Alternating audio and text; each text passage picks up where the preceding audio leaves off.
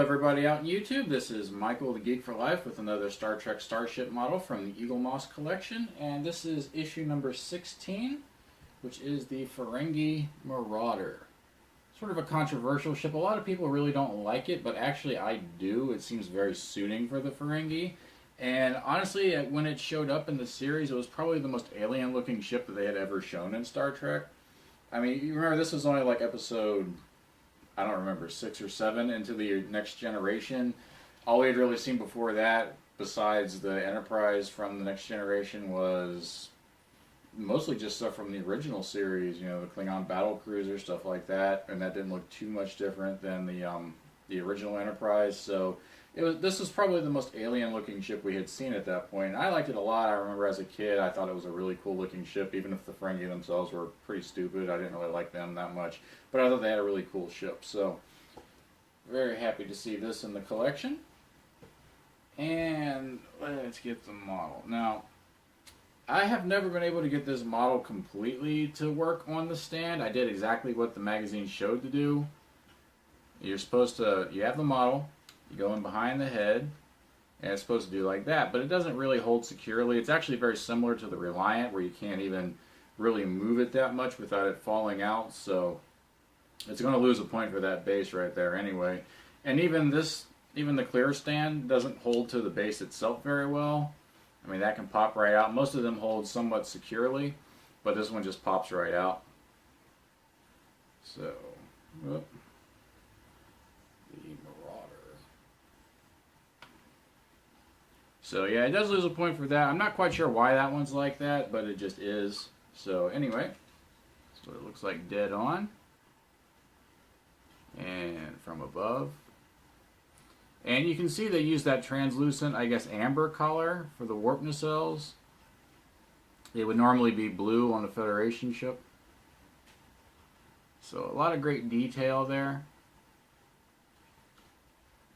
And they were definitely intending for this to be a warship, because of course the Ferengi were originally intended to be a very warlike race, until it turned out nobody could take them seriously, and so they were dropped or sort of made back just for comic relief. And the Borg were brought in, and the Borg were far superior. So not as much detail on the bottom of the ship as there is in the episode, but that's okay because they make up for it on top here. A lot of great detailing. I'm glad they went with the translucent plastic because they could have just painted that. So that was very nice to see. I wish we could have seen more of the Marauder. It mostly just showed up in the Next Generation. There was one episode of Voyager, but it really never showed up in Deep Space Nine at all, which was a little weird because that was the series that showed the Ferengi the most. At least I think. Yeah, it did. So it's pretty cool. I do like the ship itself. I feel like it was really cool. Probably one of the coolest things to come out of the Ferengi, but oh well. Put that down. And it does feel, I forgot to mention this. I mean, it does have a lot of metal, but I feel like the entire bottom of it is just plastic. Actually, it might be plastic up here too. I feel like it might be a mostly plastic model. No, that's metal. Okay, it's metal up front. It must be metal on top because I don't see any seams or breaks. Alright, it must be metal on top and plastic on the bottom.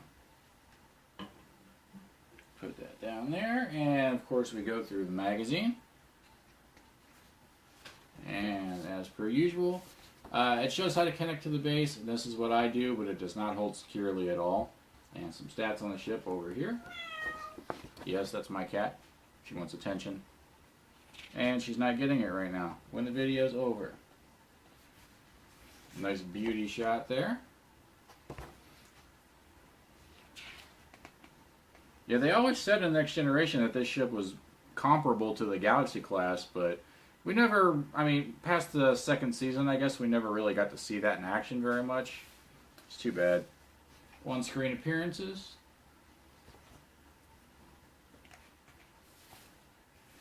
And let's see, front, back, top, and bottom profiles.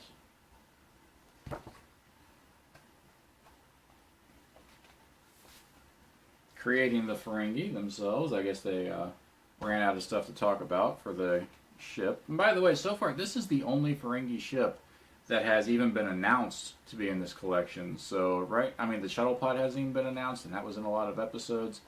And is that the only other Ferengi ship? There's this one, there's the shuttle pod, and then there's that one from that one Star Trek Enterprise episode that I don't know what to call it.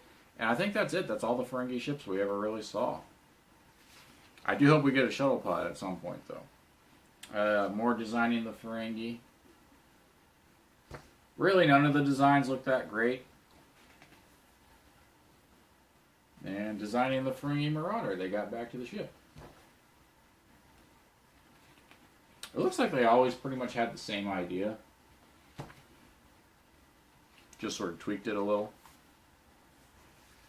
And it's like the actual filming model. And on-screen appearances. I'm pretty sure, except for that one episode of Star Trek Voyager, all of its appearances were just in the Next Generation. And, of course, the next issue is the USS Dauntless. And a nice beauty shot of the top of the ship. So what do I think of this? It's a decent model. I'm going to have to give it a 4 out of 5, though, because that base and stand is just ridiculous. It shouldn't be like that at all. The model itself is actually really good. I do wish that they had sort of... There's supposed to be, they talk in the magazine, there's a little design under here that's supposed to be like a captain's yacht for a Ferengi ship. And I do wish they had put, like... And you can see the outline for it on there. But I do wish they had maybe done a little something more with it as far as texture on the bottom. The top of it is fantastic. I love that they used the translucent plastic in the warp nacelles because they just did not have to, and they didn't do that for a lot of ships, but they did for this one, so that was pretty cool. So I'm going to give this one a 4 out of 5, and I guess that'll wrap it up for issue 16, the Decora class Ferengi Marauder. Thanks for watching. Bye-bye. Congratulations, you've made it to the end of my video. Thank you very much for watching. If you like what you saw, feel free to subscribe. I'm always doing more videos. Press the like button if you like this one. Leave a comment, and I'll be sure to get back to you as soon as I can. And also, there is a way to support your favorite YouTubers, including me, I hope, financially, without dipping into your own pocket, and it's actually very simple. YouTubers get paid by interactions with the ads. It doesn't matter how many views the video gets, it matters how many times people interact with the ads. So, if you'd like to contribute financially to your favorite YouTubers or your favorite YouTube videos, you can watch that little commercial ad at the beginning of the video, or you can click on one of the little banner ads that show up at the bottom. I know most people just click them away or skip the ad, but honestly, if you interact with them, the advertisers will actually give that YouTuber a little bit of money. So that's a great way to help out without dipping in your own pocket, and you can't lose with that. Thank you very much for watching again. I'll see you all later. Bye-bye.